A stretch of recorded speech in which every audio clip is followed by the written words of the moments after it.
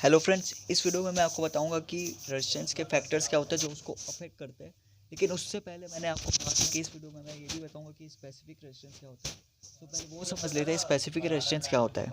तो specific resistance से पहले रेजिस्टेंस क्या होता है वो हमने समझ चुका पिछले वीडियो में। अगर आपने नहीं देखा तो उसको जाके देखिए। सो स्पेसिफिक रेजिस्टेंस होता है जो रेजिस्टेंस ऑफर होता है इलेक्ट्रिक वायर के थ्रू, मटेरियल के थ्रू।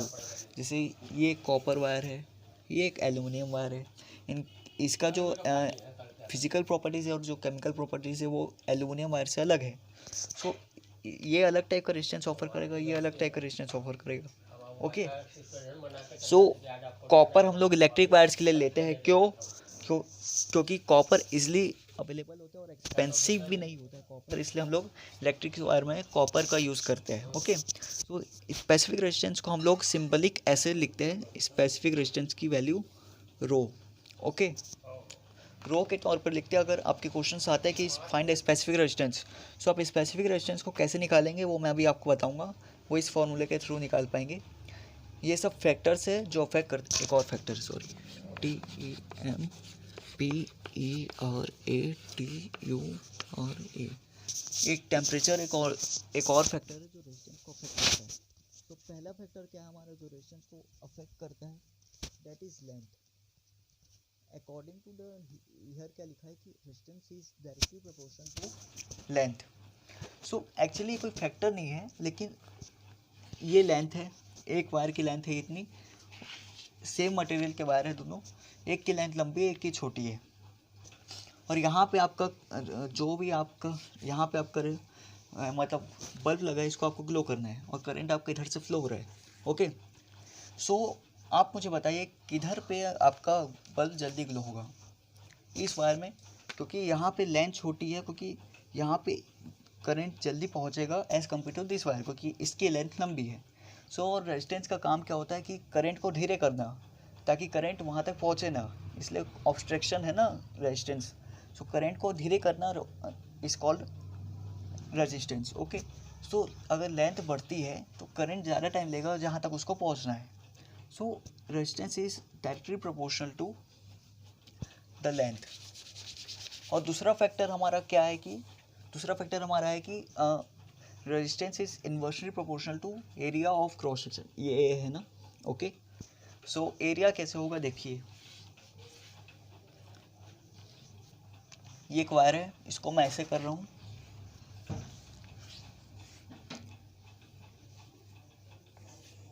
ये एक और वायर है, दोनों सेम मटेरियल के वायर है। सो अब यहाँ पे चार्जेस फ्लो हो रहे हैं आपके। सो अब आप मुझे बताइए कि किसमें चार्जेस आपके जो है वो जल्दी फ्लो होंगे और इजली फ्लो होंगे और कंफर्टेबली फ्लो होंगे। पहले वाले में, क्योंकि पहले में जो क्रॉस सेक्शन एरिया है जो पहले वाले का वो ज़्यादा बड़ा है, सो चार्जेस वहाँ पे इसलिए फ्लो हो पाएंगे। ओके। और दूसरे वाले में क्या हो रहा है कि दूसरे वाले में एरिया छोटा है, तो चार्जेस को थोड़ी तकलीफ होगी फ्लो होने में, है ना। मतलब कि ऑब्स्ट्रक्शन हो रहा है, ऑब्स्ट्रक्शन मतलब रुकावट हो रहा है करंट को फ्लो होने में, मतलब वहाँ पे रेजिस्टेंस है।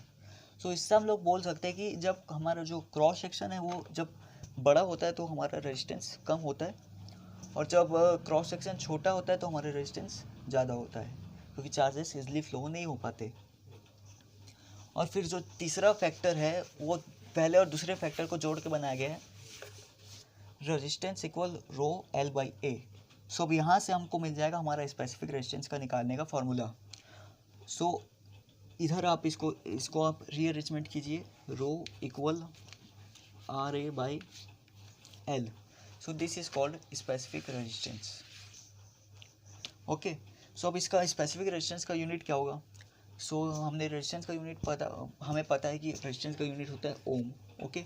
एरिया का होता है मीटर स्क्वायर या सेंटीमीटर स्क्वायर, जो भी आप ले रहे हो, लेकिन एसआई यूनिट मीटर होती है तो मीटर में लेना बेहतर है।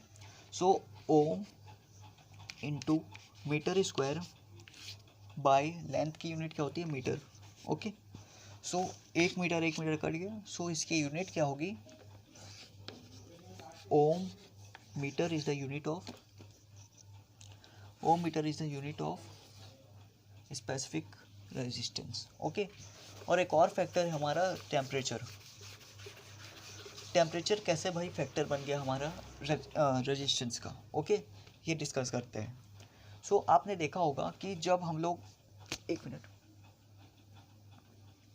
आपने देखा होगा कि जब हम लोग, वीडियो में आ रहा है नहीं सर, हाँ, आपने देखा होगा जब हम लोग वाटर को बॉईल करते हैं, सो वाटर के जो मॉलिक्यूल्स वो आपस में कोलाइडिंग होने लगते हैं और एकदम उनकी जो काइनेटिक एनर्जी है वो बढ़ जाती है, ओके। सो जब हम लोग टेम्परेचर को बढ़ाते हैं, सो वहाँ पे जैसे यहाँ पे ऐसे जो भी मॉलिक्यूल्स हैं वो आपस में टकराने लगते हैं, वैसे ही इलेक्ट्रिक फील्ड में अगर आप इलेक्ट्रिक वायर का टेम्परेचर को अगर बढ़ाएंगे, सो जहाँ पे चार्जेस हैं वो आपस में कोलाइड होंगे, सो वहाँ पे चार्जेस एकदम स्ट्रेट फॉरवर्ड फ्लो नहीं हो पाएंगे क्योंकि वो आपस में वाइब्रेट होंगे, कोलाइड्स होंगे, सो वहाँ पे रेजिस्टेंस आपका क्रिएट होगा। तो इससे हम लोग ये बोल सकते हैं जब टेम्परेचर हमारा बढ़ता है, सो काइनेटिक एनर्जी बढ़ती है तो हमारा रेजिस्टेंस भी बढ़ता है, और जब हमारा टेम्परेचर घटता है तो रेजिस्टेंस भी घट जाता है, ओके। आई थिंक आप समझ गए होंगे। और एक और चीज़ होती है कंडक्टिविटी। कंडक्टिविटी से आप इसको, कंडक्टिविटी वर्ड आया कंडक्टर्स से। कंडक्टर्स क्या हो गया, गुड कंडक्टर बैड कंडक्टर्स किसी भी चीज़ के। सो हम लोग इलेक्ट्रिसिटी पढ़ रहे हैं तो good conductor of electricity, bad conductor of electricity, okay. So good conductor क्या होंगे, जिनका रेजिस्टेंस कम होता है। क्यों? क्योंकि गुड कंडक्टर्स में जो भी है मतलब कंडक्टिविटी हाई है, मतलब वो इलेक्ट्रिक करंट एकदम इजली, इलेक्ट्रिक करंट उस वायर में इजली फ्लो हो पाता है गुड कंडक्टर्स में, मतलब वहाँ का रेजिस्टेंस कम है जब भी तो इसलिए फ्लो हो पाता है। सो अगर जहाँ पे गुड कंडक्टर होंगे तो वहाँ पे रेजिस्टेंस कम होगा, बैड कंडक्टर या इंसुलेटर होंगे तो वहाँ पे रेजिस्टेंस हाई होगा, दोनों हाई होगा। इंसुलेटर्स होंगे तो रेजिस्टेंस आपका हाई हो जाएगा। सो कंडक्टिविटी मतलब कंडक्टिविटी ऑफ अ मटेरियल, उसका फॉर्मूला ये है सिग्मा। सिग्मा मतलब कंडक्टिविटी है 1/ρ। जब आपका स्पेसिफिक जो रेजिस्टेंस है, ये स्पेसिफिक रेजिस्टेंस आपका जब बढ़ेगा, मतलब आपका जो ये इसका वैल्यू है वो छोटा आएगा, मतलब कंडक्टिविटी घट जाएगी। जब आपका स्पेसिफिक रेजिस्टेंस बढ़ेगा तो आपका कंडक्टिविटी घट जाएगी, ओके। मतलब वो बैड कंडक्टर बनते जा रहा है, बैड कंडक्टिविटी। और जब आपका इसका वैल्यू, स्पेसिफिक रेजिस्टेंस का वैल्यू घटेगा तो आपका कंडक्टिविटी का वैल्यू बढ़ जाएगा, मतलब गुड कंडक्टिविटी हो रही है। सो अब इस कंडक्टिविटी का यूनिट क्या होता है, इसका हमें पता है कि 1/ओम मीटर। सो कंडक्टिविटी का यूनिट हमको मिल जाएगा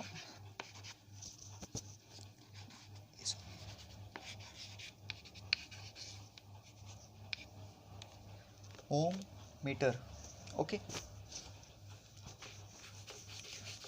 और एक और होता है सुपर कंडक्टर्स होते हैं वो। सुपर कंडक्टर्स भी मैंने बोला था कि मैं आपको बताऊंगा कि सुपर कंडक्टर्स क्या होते हैं।